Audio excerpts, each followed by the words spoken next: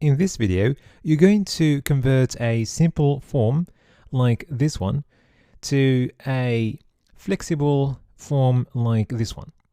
So the final form is going to respond to any changes that's happened to the width of your browser. And you can see how the components inside this form are fully flexible.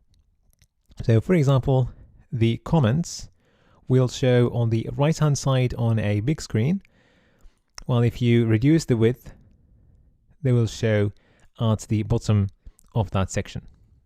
Okay.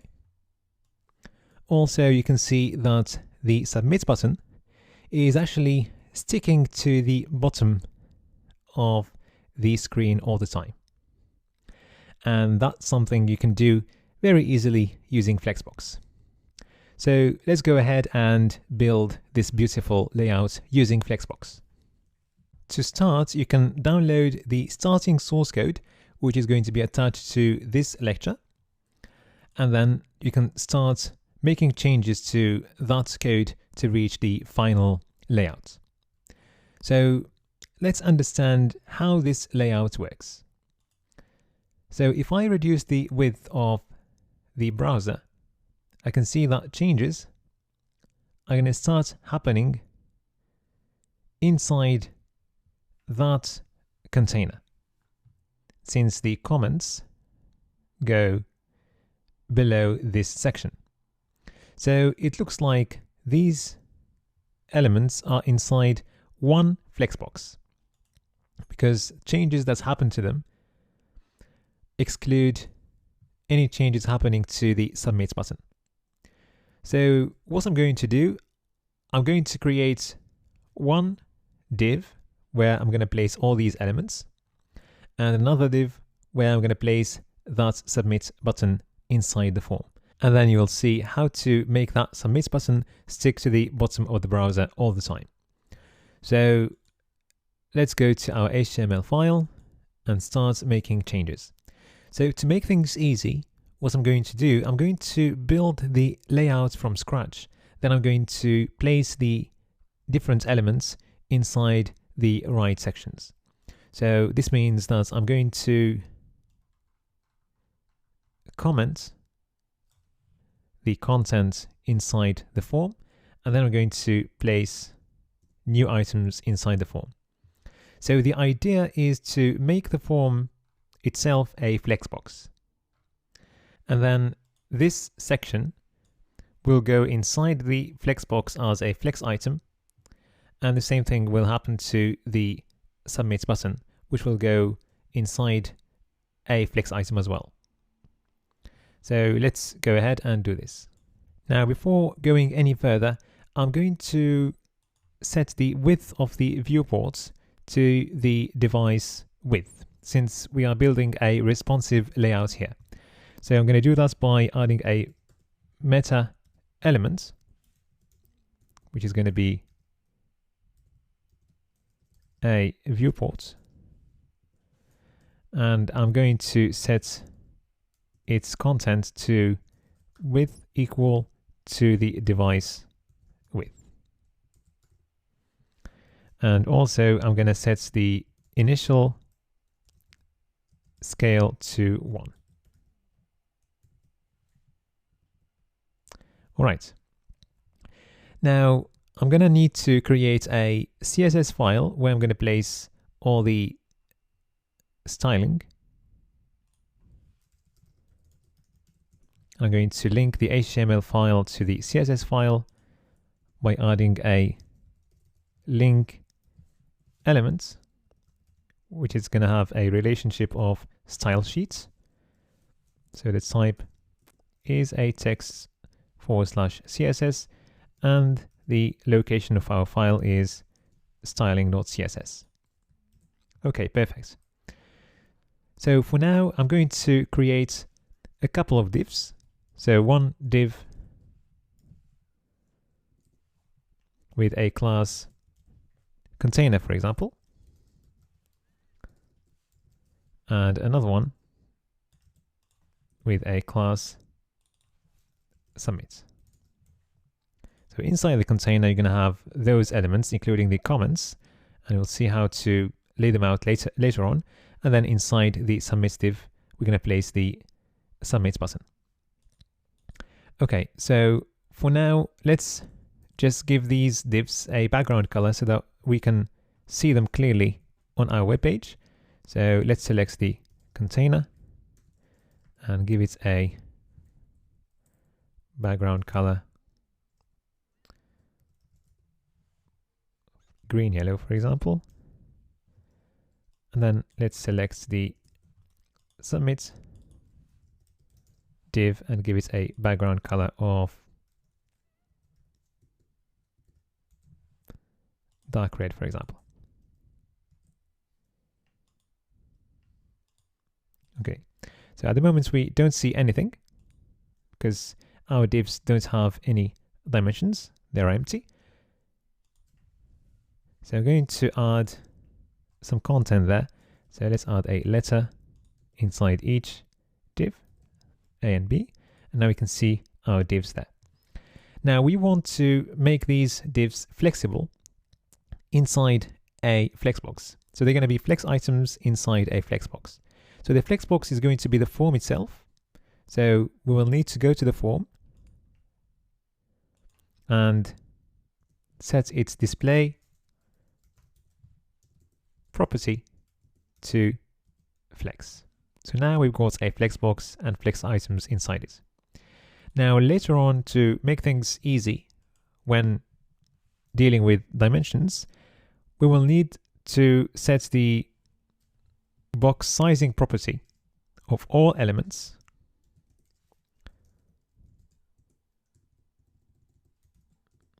to border box, so that the dimensions of all divs and all boxes include any padding inside these elements.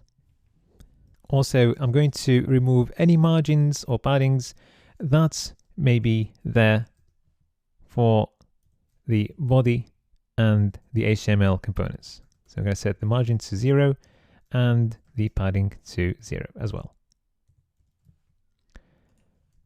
All right, so that's our form, and we set the display property to flex. So that's a Flexbox now.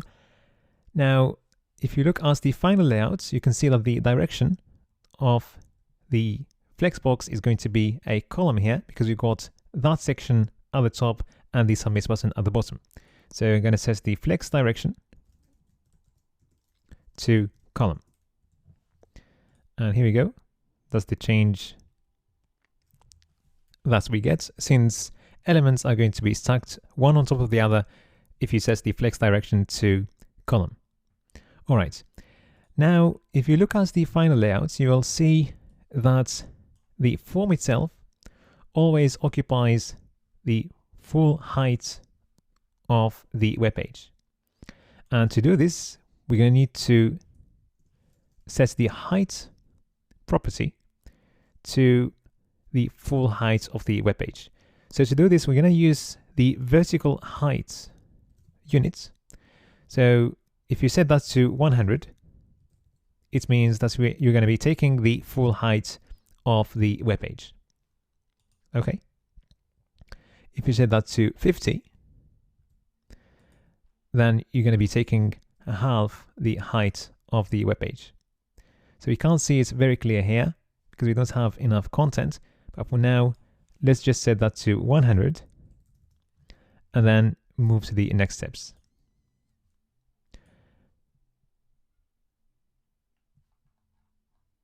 You can also see that we've got some space there, which separates the inner elements from the border of the form. And we can easily do that by adding some padding, which I'm going to set for now to 10 pixels. We can change this later on. So now let's make sure that this div always sticks to the bottom of the web browser. So how are we going to do this? Well, there is a trick in Flexbox. If you set the margin of one element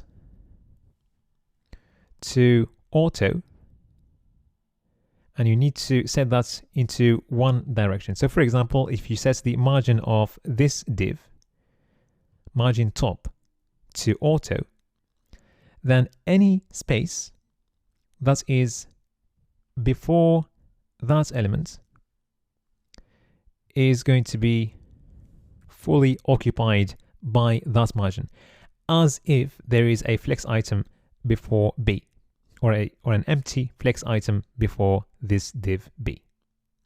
So let's see how this happens. So I'm going to set margin top to auto, and now you can see that B has been pushed to the bottom of the form, and any remaining space inside the Flexbox has been fully occupied by this margin. And by the way, this is a trick which you can use in any direction of your Flexbox. So for example, if we had A and B in a row direction, by setting the margin left of B to auto, then B was going to be pushed all the way to the right of your Flexbox, and this margin was going to occupy any remaining space inside the Flexbox or inside the row. All right, so that's a really good trick to remember. So for now, let's go back to the column direction, and we're using the margin top to push B to the bottom of the Flexbox. All right, now let's have a look at the content of this div and see how it behaves in the final layout. So if I reduce the width of the browser, you can see that the comments go below that section. So first, we will need to divide this element or this container to two sections. One section where we're going to have the address, payments, etc. And then one section where we're going to have the comments. And then obviously this is going to be a Flexbox, and these are going to be flex items. So let's go ahead and do this. So inside the container div, let's have a couple of divs. So let's give the first div a class details, for example, and the second one a class comments. So we're going to make this container a Flexbox. So you're going to give it a display property set to flex.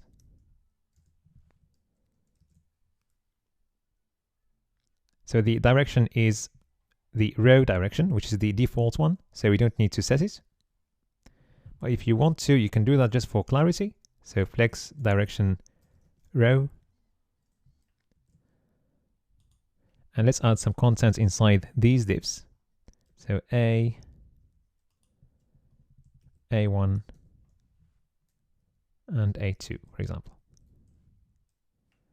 So let's see how it looks. Perfect.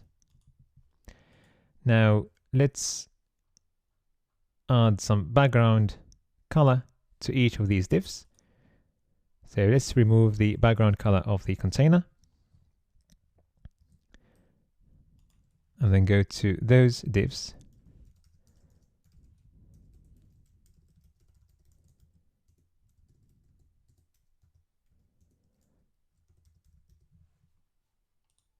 And give them a background color.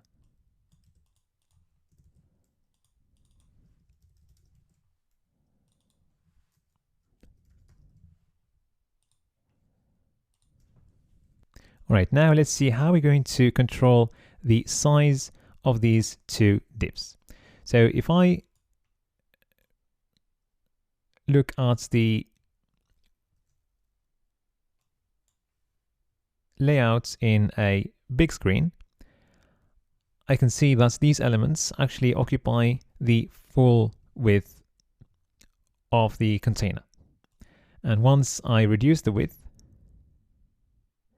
then it looks like they are actually wrapped by creating a new line inside the Flexbox. So what's happening here is that in a big screen, the comments occupy roughly 1/4 of the full width of the container, while the remaining elements occupy 3/4. And once we reduce the width to the point where we can't squeeze this section anymore, then the Flexbox wraps its elements into 2 rows instead of 1 row. All right. So what's happening here is that the container has got a flex wrap property set to wrap, and also the details and comments, they have a flex property which is set to something like 3 for the details and 1 for the comments, since that one occupies 3/4 of the container's width and that one occupies 1/4. So let's have a look at how our web page has become. So the comments div occupies 1/4 of the width, while the other div occupies 3/4. And just to make things even easier, let's change the text inside these divs.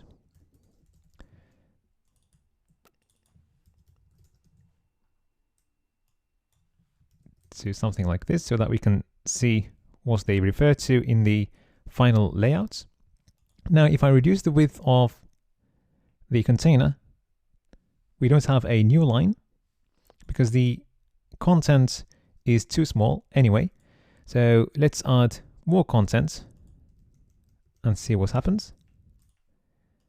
So this time, if I reduce the width, then at some point we've got a new row being created. Now that we have created the overall layout, let's start diving into the individual items and see what's happening inside them. So first, let's dive into the details div and see what components are inside. So the first thing that you will see there is the address details, which is made of labels and inputs.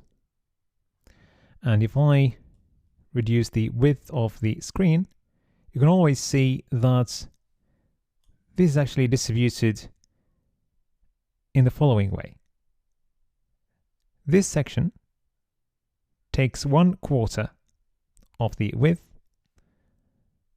and thus input takes 3/4 of the width of your element. So basically what's happening here is that each of these combinations of a label and an input is actually a Flexbox.